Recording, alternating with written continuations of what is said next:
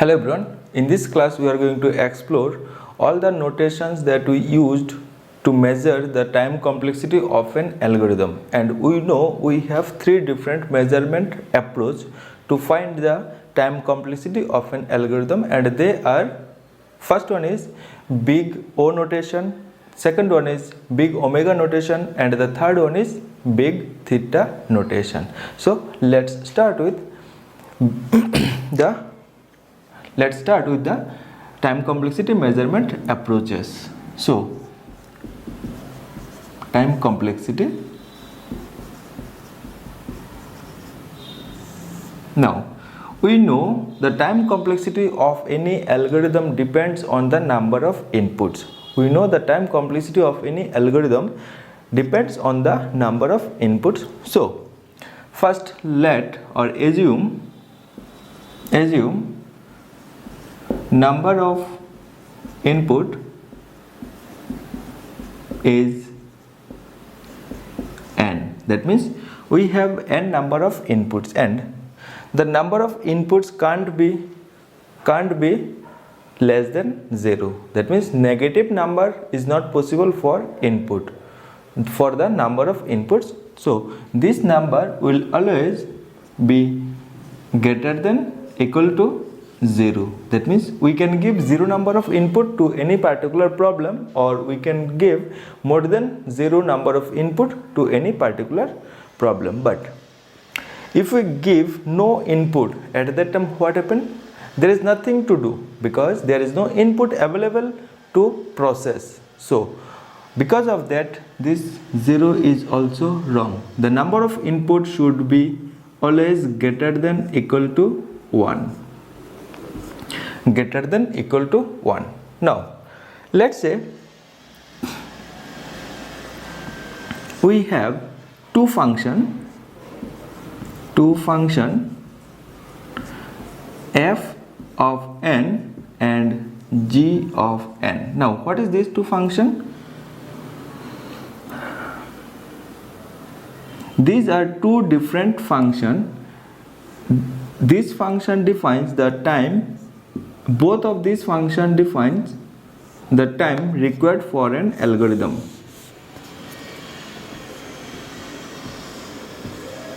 Both of these function define the time. Clear? Now let's say we want to find the time complexity of an algorithm. We want to find the time complexity of an algorithm. That is our main goal. And because of that, we have three notation, and for that this is our prior assumption. This is our prior assumption. Now how we can define, or what is the working approach of big O notation? That means first notation that we have is big O notation.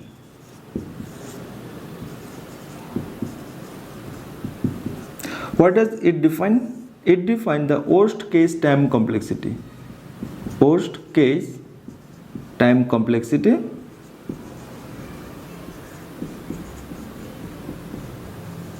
of an algorithm.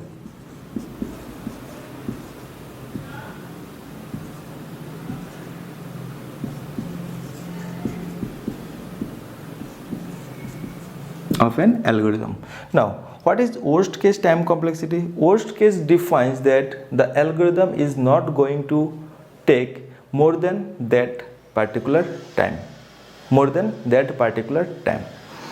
It can take this amount of time, but it never going to take more than this time. That is called worst case. Means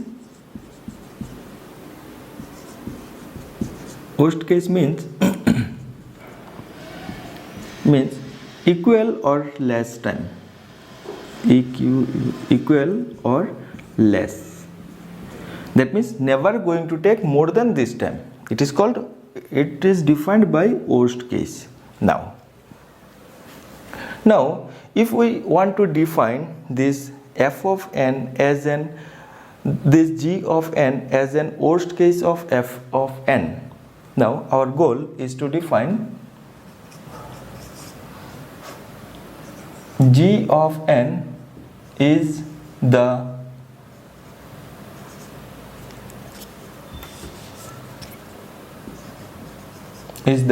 worst case of f of n. How we can define this thing? That g of n will be the worst case for f of n. That means,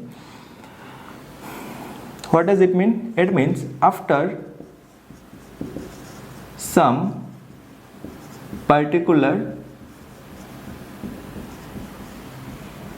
number of input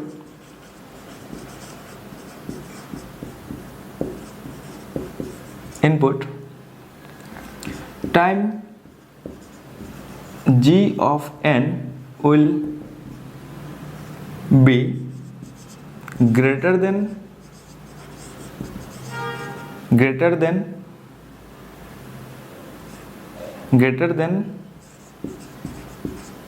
time f of n. Clear? That means g of n will represent a large number than the f of n. Clear? So how we can picture this thing? This thing is like that. This is our number of input and this is our time taken. So let's say this is the 0, that means number of input is 0, number of time taken is 0. So for f of n, let's say f of n starts from here 0 and goes like that. That means this is the time, this is the function that represents the time taken by the f of n. Now we already consider that this g of n is taken the greater time from this f of n after a particular number of inputs. That means in initial case how many time taken by the g of n, that doesn't matter. Matters when the number of input increases and then how the g of n behaves, that thing is matters, because the time taken by an algorithm, it totally depends on the number of input. Clear? So we always focus on the large number of inputs, not on the less number of inputs. So let's say when g of n starts, initially it also takes the when g of n starts, at that time for 0 input it again takes 0 time, but initially after some time it goes above the f of n function. Now look at here, till this number of inputs, the g of n function, this is our g of n function, the g of n function takes less time. Till this number of inputs, the g of n takes less time, but after that the g of n function takes more time than the f of n function. So let's say this is the initial number, from this is the some particular number, and that some particular number in this case we assume as n, 0. So after this number of inputs, g of n takes always the large time, g of n always takes more time than the f of n function. That means this g of n defines the worst case, or g of n defines the worst case of f of n. Clear? Now this g of n is our function, but this is not the only case. We need to take look at here after some constant time, after some time only g of n takes higher time. Before that g of n takes only less time than the f of n. Because of that we need to multiply a constant called c. C into g of n should take the larger time from the function f of n. Only at that time we can define the g of n function as worst case for the f of n function or upper bound of the f of n function. Look, g of n, c multiplied with g of n takes always upper bound, represents the upper bound for this f of n after n0 number of input. After n0 number of input, these are the two main criteria. That is, one is n0 and one is c. These two are the most important criteria to become g of n as upper bound for this f of n function. Now this is the concept. Now how to represent this concept, the whole concept. Look, g f of n is less than or equal to, from f of n is less than or equal to from c multiplied with g of n.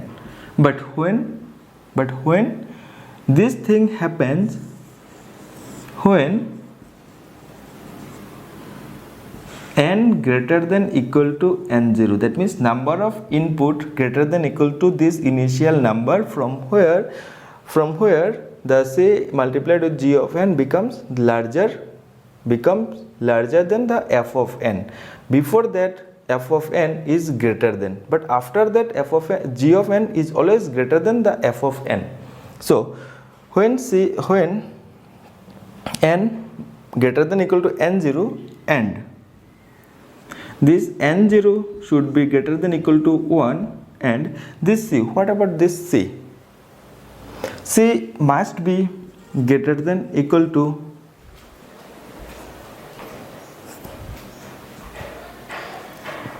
C must be greater than 0.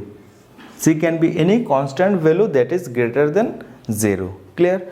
Whenever this condition satisfied, at that time we can represent the f of n, at that time we can represent the g of n as worst case for f of n. So how to represent that thing? F of n equal to big O of g of n. This is what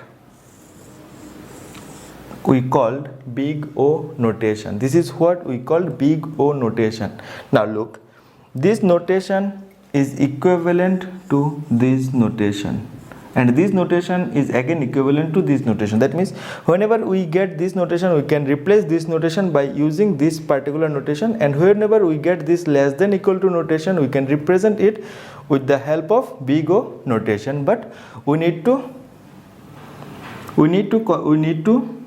check these three criteria. These three criteria are satisfying or not.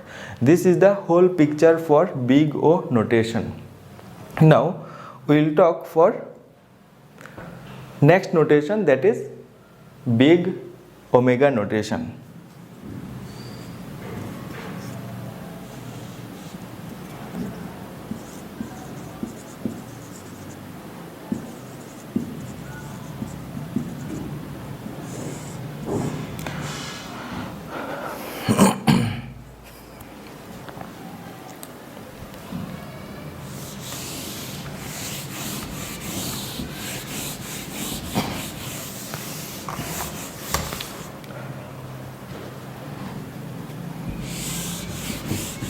What does big omega notation represents? Big omega notation represents the best case. Best case, that means lower bound. That means algorithm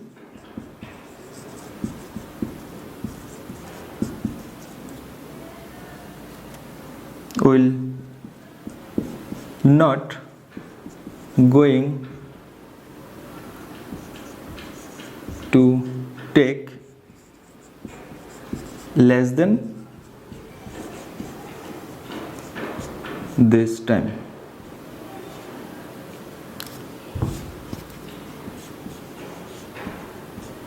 This time. Now again we have two functions, and our goal is to represent g of n as best case time complexity for f of n. G of n as best case time complexity for f of n. So goal, g of n is the best case time complexity for f of n. How to do this thing? Best case time complexity means this will be the lower bound for function g function will be the lower bound of function f of n. That means what we need to know, what we need to do, the thing is c into g of n. C is some constant value. When we multiply c with g of n, it will less than from it will less than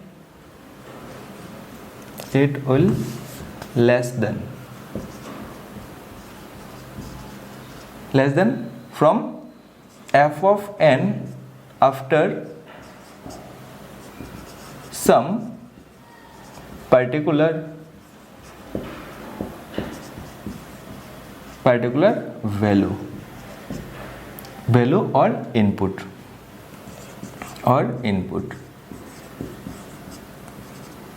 That means c multiplied with g of n will be less than f of n after some particular value. Only at that time we can tell that this function g will be the lower bound for the function f. So how we can pictorially represent this thing? Let's see. Again, this is our number of input and this is our time taken by the algorithm. So first, which function we need to take? First we will define the f of n function. So let's say now initially let f of n function takes this many inputs, this many time. After that slowly it will come like that. Now this is our f of n function. We just assume the function f of n. And now how will be the function g of n? Means c into g of n function. Now c into g of n function will be less than from the f of n function after some particular value or after some specific number of input. So let's say initially g of n starts from 0 and then it goes above f of n. After some number it comes here, and then g of n never go up, the g of n never cross the function f of n. Now this is our c into g of n. Now look at here, initially g of n is less than f of n, but after some particular number of input, g of n becomes greater than f of n, but again after some number g of n becomes less than f of n. That means, and after this particular number g of n never takes more time from f of n. G of n always takes less time from f of n. Clear? That means after this particular number n of 0, look, this here also f of n cross, but here this number of input we did not consider, because after this particular number g of n takes large time, but after this particular number of input g of n never takes large time from f of n. Clear? So now we can see that f of n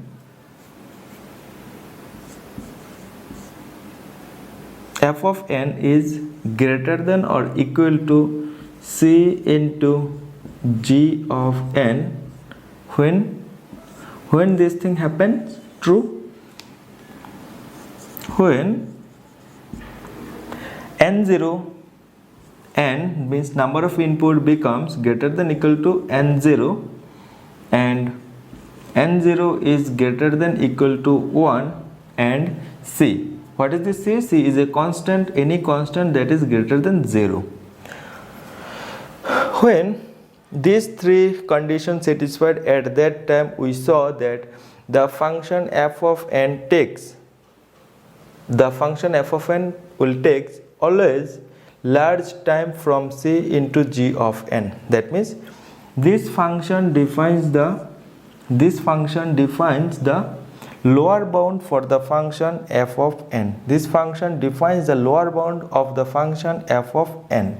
Clear? So now we can use the notation big omega for this particular function, for this particular representation. So how we can conclude the things? F of n will be equal to big omega of g of n. This is our main conclusion. That means g of n is the best case time complexity for f of n. Clear? In other words, g of n is the lower bound for f of n. Why? When the number of input is greater than equal to n0 is the initial point from where the g of n will never cross the function f of n. Clear? This is the scenario for big omega notation, and when we can use the concept of big omega notation, that is lower bound concept. This was our second concept and the next thing that we left is big theta notation, that is average case notation. So let's do it.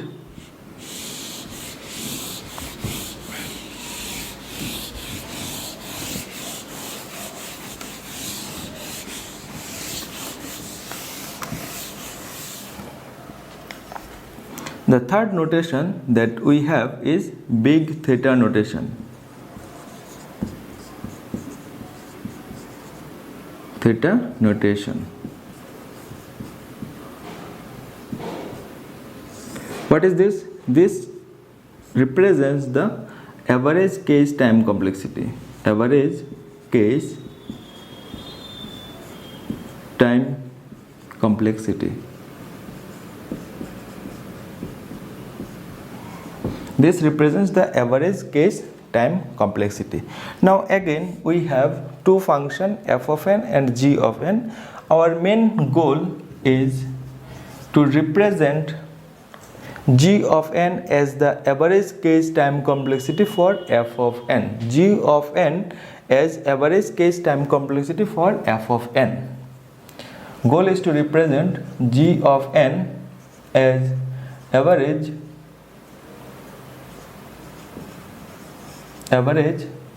time complexity for f of n function. Now how to do this thing? So that means g of n will represent the lower bound as well as the upper bound. That means the g of n will represent the lower bound as well as the upper bound for f of n.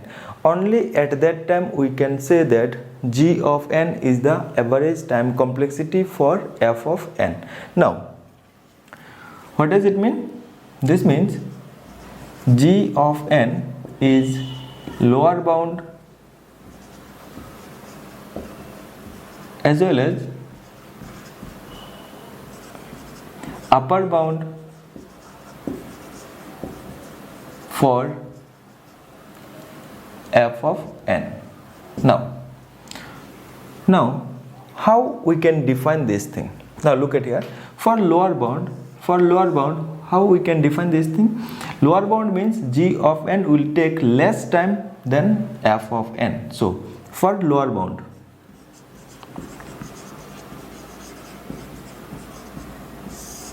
Lower bound, that means f of n will be greater than equal to c into g of n. Clear? And for upper bound, what is the case in case of upper bound? In case of upper bound, that means g of n will take more time than f of n. And how to define that thing? We can define that thing as f of n will take less time than c into g of n. Now here we can differentiate, here we can see the use of c, constant c. Why we multiplied this constant c? Look, in case of upper bound and lower bound, g of n function is same. G of n function is remain constant because this is a single function. So how to differentiate these two things? These two things we can differentiate with the help of this constant c. Now in case of lower bound, let's say the constant is c1. In case of f of n, let's say the constant is c2. That means whenever we change, look, g of n function is constant, that means it is unchanged function, and the behavior of this function g of n changed with respect to the constant. Here the constant is c1 and here the constant is c2, but both of these constants c1 and c2 must be greater than 0. Both of these constants c1 and c2 must be greater than 0. Now next, and again these two things happen only for some particular input number n0. That means when the actual input n greater than equal to n0 and n0 greater than 0. Only at that time, if these three conditions satisfied and we have these two scenarios, only at that time we can say that g of n is the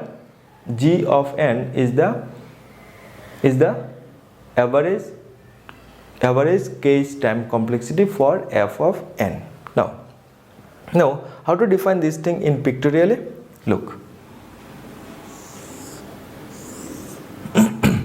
let's say this is our f of n. This is our f of n. Now g of n, when g of n multiplied with c of n, c1, this function will take less time than f of n. So let's say g of n starts from here and it takes like this. So this one is our c1 into g of n. Now let's take this scenario when g of n is multiplied with c of 2. At that time it will take more time than f of n. So how will be this scenario? What will be this scenario? This scenario will be like this. Let's say g of c2 into g of n will be this one. This one is our c2 into g of n. Now look at here. From this point of time, the c1 into g of n takes the less time than f of n. But after this point of time, the c2 into g of n takes the more time than f of n. That means this is our initial case of n0, because after this particular point both c1 g of n takes less time than f of 1 and c2 g of n takes more time than f of n. So this is our initial number of inputs, not this point. Clear? Because after this point also we have c2 g of n takes less time than the f of n, even though and c1 g of n also takes the more time than f of n. So till this point the two criteria did not satisfied, but after this particular point, after this particular number of input, both of these conditions satisfied, that means C1 g of n takes less time than f of n. So let's erase this thing so that it is more clearly visible. So now look here. After this particular number of input, C1 g of n takes less time than the f of n. That's what it tells here. And after this time, C2 g of n takes more time than the f of n function.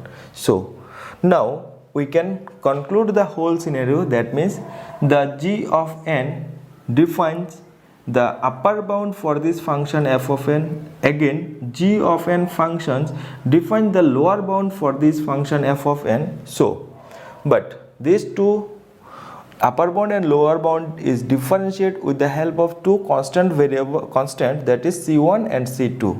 That is the use of constant C1 and C2. The same function g1 gn, the same function gn behaves as lower bound as well as the upper bound only because of these two constants C1 and C2. Clear? So that is the importance of this constant. Now, as the function g of n behaves as upper bound for f of n as well as the upper bound as well as the lower bound of f of n, so we can use in such scenario the big theta notation. In such scenario only we can use this big theta notation. And how we can represent this thing? This thing is represented as f of n will be average time for f of n function, the average time complexity will be g of n. But is it true only this thing we can represent? No, this thing happens true only when we have C1 and C2 two different constants, those are greater than 0, as well as the number of input n, that is greater than equal to n0, and n0 is greater than 0. Clear? Whenever these three conditions satisfied and we have this type of scenario, at that time only we can represent that the function g of n is the average case time complexity for the function f of n. Clear? And here we saw how this constant that we multiplied with the function g of n used to change the behavior of the function g of n. Clear? So this is the whole concept of big theta notation. So that's it for this class. Thank you. See you soon in our next class.